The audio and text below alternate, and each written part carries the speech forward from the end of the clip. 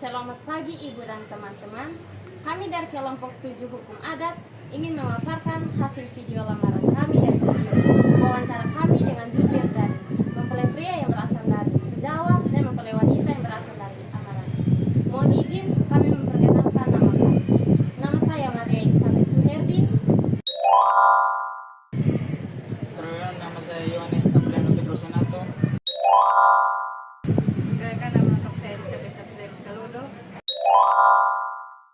Perkenalkan, nama saya Fadrati Nisa.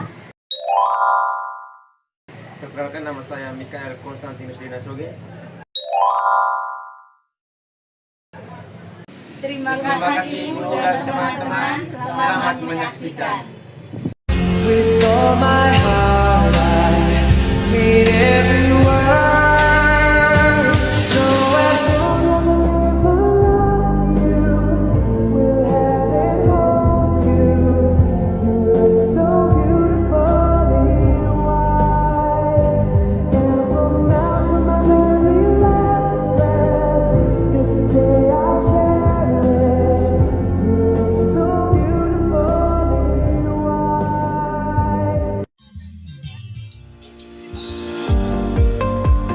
Kasih Bapak. Oke. Pertanyaannya berikut Bapak, bahwa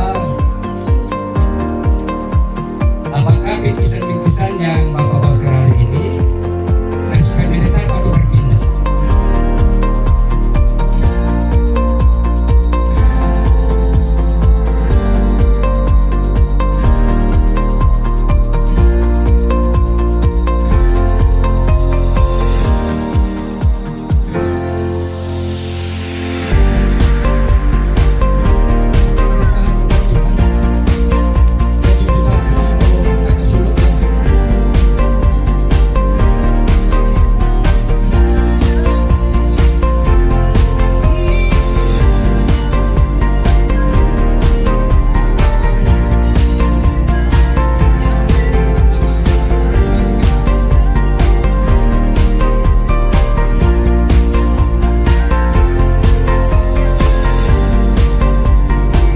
Satu, dua, tiga, hidup, hidup.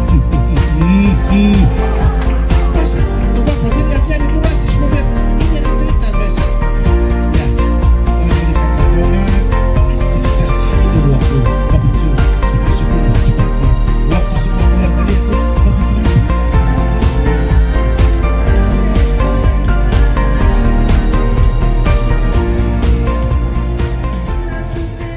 Siswa Universitas Nusa Tenggara Fakultas Hukum dari kelas B kelompok 7 ingin mewawancarai Bapak berdua untuk acara lamaran hukum adat hari ini. Oke, baik, terima kasih. Nama saya Bapak Bastian dari pihak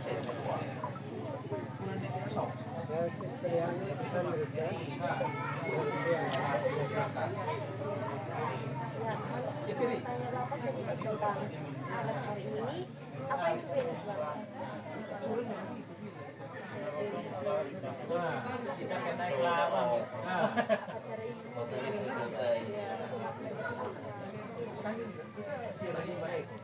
Jadi saya rasa ini tradisi kita sebagai manusia dengan masing-masing budaya mesti ada dan beda-beda karena kita hidupnya harus berbeda.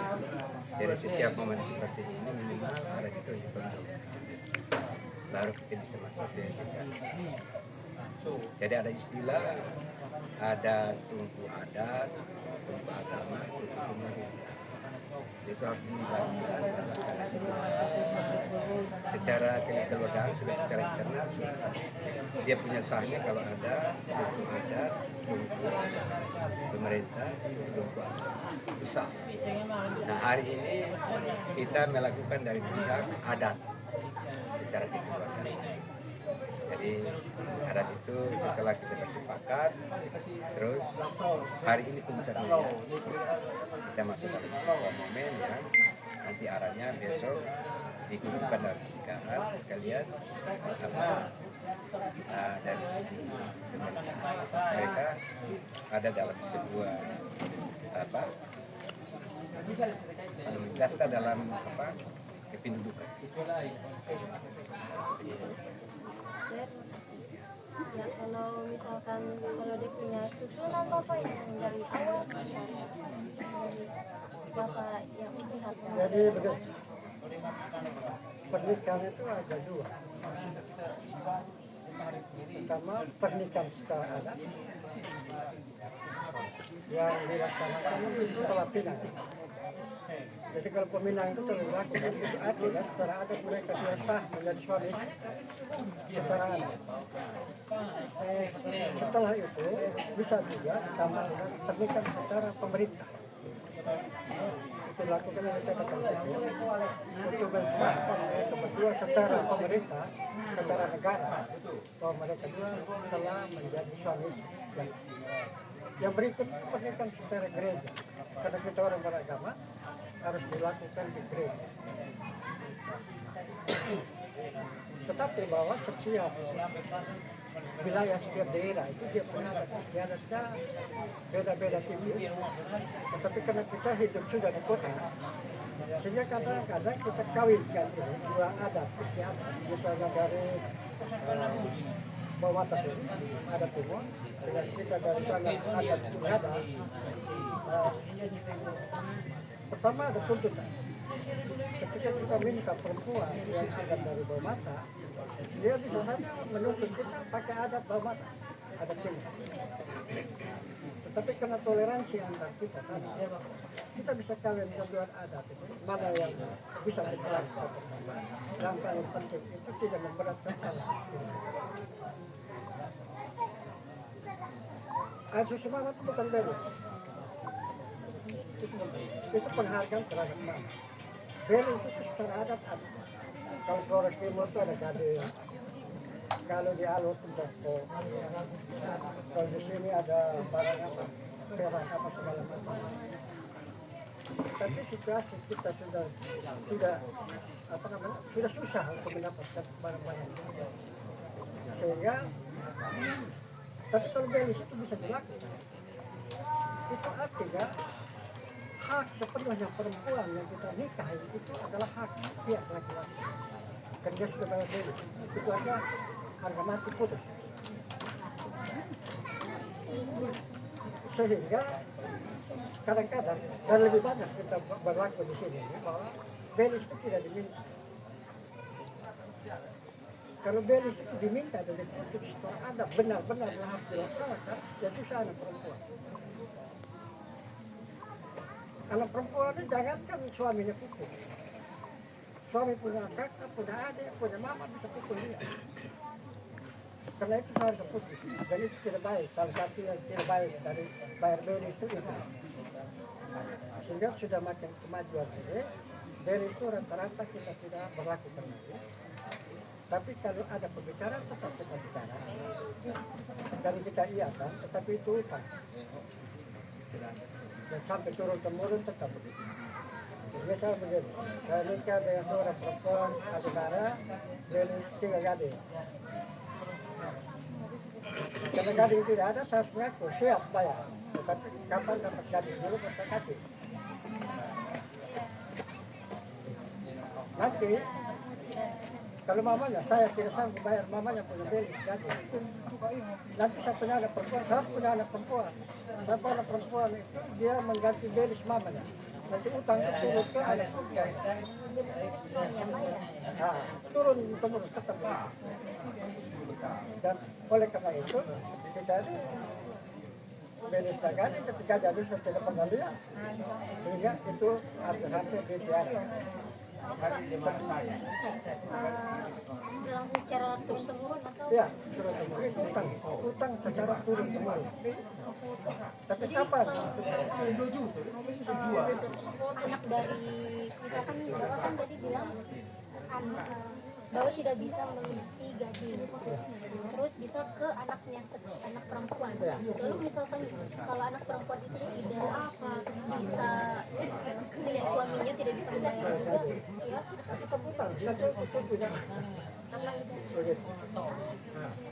Utang turun-temurun. Oleh karena itu, secara adat kita mengaku saja, kita bayar. Dan namanya beli itu bisa dengan uang. Minta moko ya kasih moko, minta gaji ya kasih gaji, minta kerbau ya kasih kerbau. Jadi apa yang diminta itu wajib harus dikasih. Wajib dikasih, tetapi kalau tidak ada, itu merupakan utang. Utang turun temurun sampai kapan ada. Maka kalau misalkan langgar adat itu nanti dapat hukuman apa dari nenek moyang? Itu yang kena nanti itu bukan orang tua, tapi orang yang minta. Balanya itu orang yang akan merasa. Mungkin sebenarnya tidak ada anak, mungkin ada anak cacat dan sebagainya. Bisa saja terjadi seperti itu. Seperti itu mungkin tidak ada orang seperti itu. Tetapi sehingga setiap kita bicara agama dalam belis itu mengaku saja. Walaupun realisasinya tidak. Kata arti semua itu wajar. Harga sama. Setelah itu mama punya saudara. Laki-laki yang saudara bilang soal itu bagian karena anak itu tidak mau. Perusahaan Taupan, dia menguasai Taupan. Nanti setelah ada nikah dengan Rian, dia kembali ke Bota. Marga laki-laki.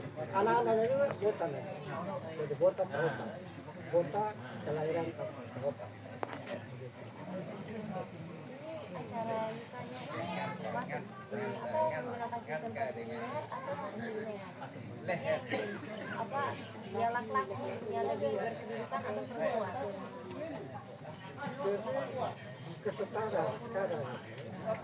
Kalau dulu sih ya laki-laki lebih, sekarang kesetaraan antara laki-laki dan perempuan itu tidak sama dua antara laki-laki.